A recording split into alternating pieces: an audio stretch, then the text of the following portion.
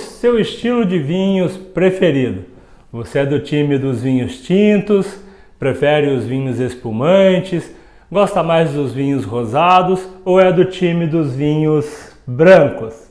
Bom, se você gosta muito de vinhos brancos ou dá uma preferência para os vinhos brancos nesta época do ano que está mais quente, continue aqui no vídeo, porque hoje eu vou apresentar um pouco sobre as variedades de uvas aromáticas e um pouco das suas características.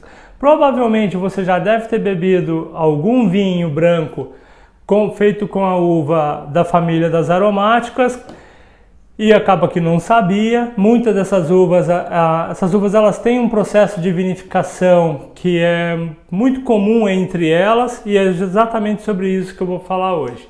Sobre as características dessas uvas, sobre quais são as técnicas de vinificação que são mais aplicadas, os seus estilos e vou dar também aí algumas dicas de algumas uvas que fazem parte desse grupo das uvas aromáticas.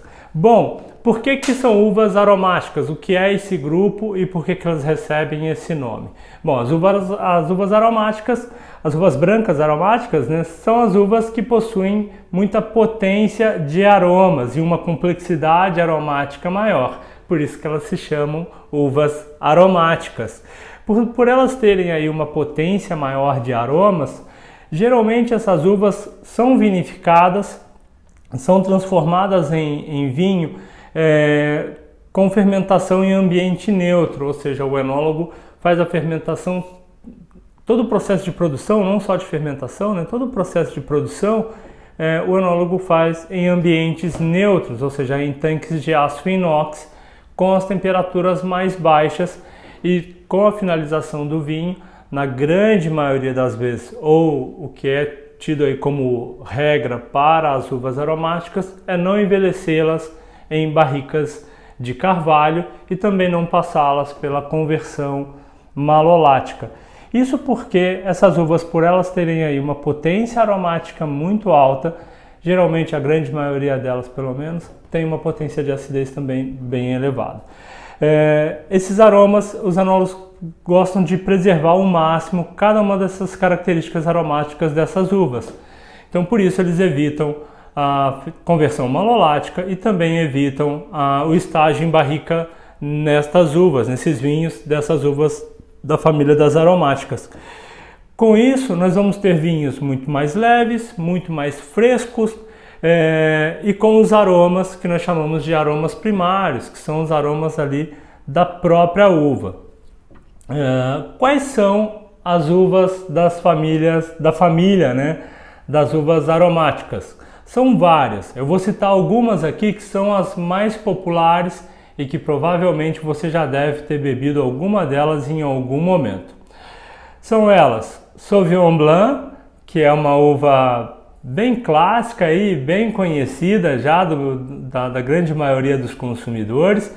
A Sauvignon Blanc, que é muito conhecida pelas notas citrinas, pelas notas herbáceas e pela grande potência de acidez, né? Geralmente, dificilmente nós vamos encontrar um Sauvignon Blanc com estágio em barricas, né? Então, o motivo disso acontecer é porque ela é uma uva da família das aromáticas, possui muita potência de aromas e os enólogos gostam aí, como eu falei antes, de preservar esses aromas primários das uvas.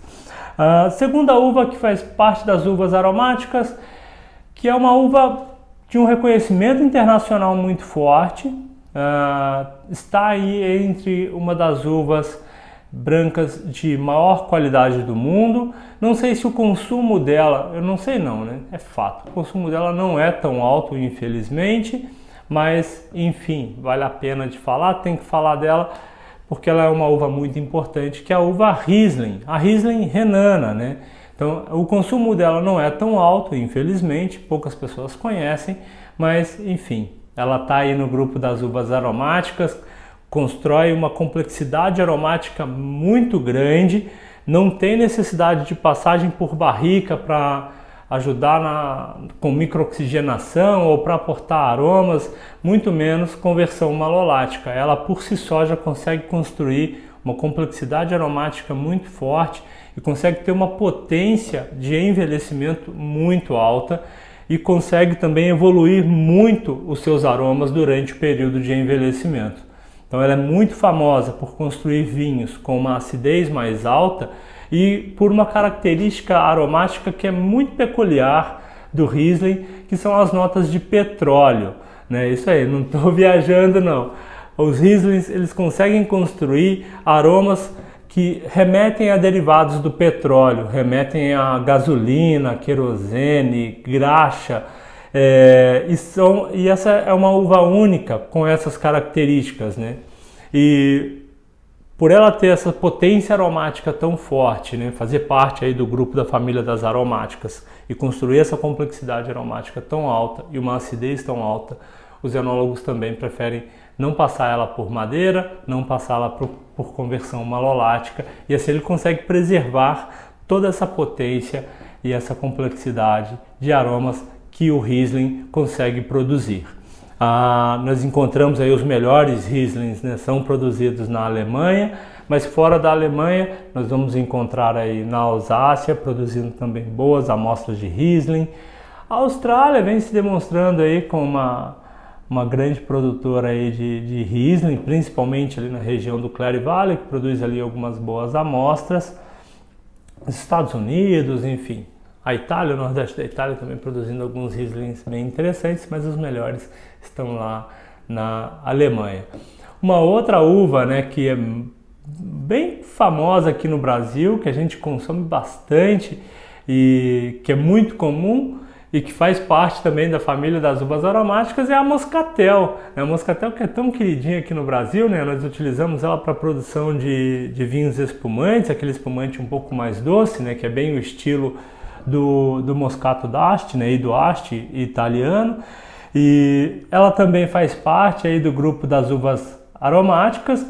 Diferente das outras, a Moscatel ela é uma uva que nós vamos encontrá-la em vários estilos de vinhos diferentes, né? Então, apesar de fazer parte das uvas aromáticas e o seu melhor estilo de vinificação seja no ambiente neutro para preservar as suas características aromáticas, por ela ser uma uva muito antiga, né? Então nós temos aí vários estilos de vinhos sendo produzidos com a Moscatel, desde vinhos fermentados em barrica, vinhos com conversão malolática, espumante, vinhos tranquilos, vinhos oxidados, vinhos fortificados, vinhos de colheita tardia, ou seja, se faz de tudo com a Moscatel, mas ela é uma uva da família das aromáticas, ou seja, ela constrói uma complexidade e uma potência aromática muito alta, e quando vinificada da maneira correta, ela consegue aí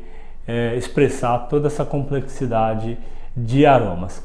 Uma outra uva que é muito comum aqui no Brasil, pelo menos de consumo, que a grande maioria das pessoas conhecem, é a Torrontés, muito comum aqui na Argentina, né, principalmente na região de Salta, lá no nordeste da Argentina.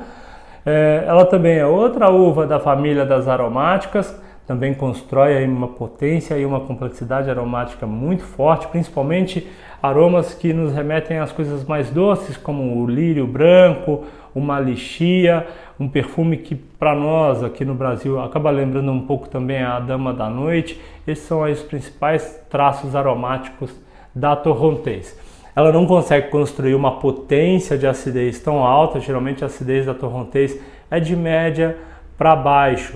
Então essas características de potência de aromas, mais uma acidez mais baixa, acaba fazendo com que o enólogo, né, respeite mais essa característica dela de uvas aromáticas e não passe ela por estágio em barricas, justamente para não ter aí uma alteração no seu grupo aromático e também não fazer com que ela tenha uma perda significativa de acidez, que no caso da Torrontés já é um pouquinho mais baixa.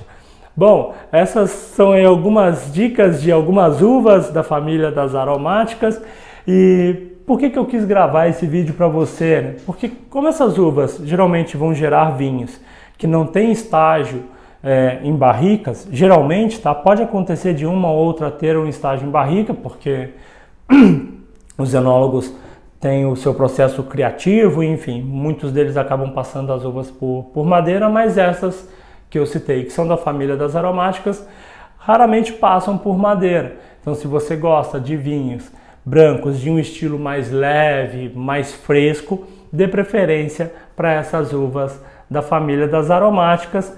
Se você já gosta de vinhos brancos, mais potentes, mais cremosos, com notas de madeira, né, com notas de barrica, de envelhecimento em madeira, aí é melhor você não dar tanta preferência para essas uvas e migrar para outras uvas, como a própria Chardonnay, como a Viognier, entre tantas outras uvas que se adaptam melhor aí ao envelhecimento em barricas de carvalho. E é isso, por hoje a gente fica por aqui, espero que você tenha gostado desse conteúdo. Saúde, a gente se vê no próximo vídeo. Até mais!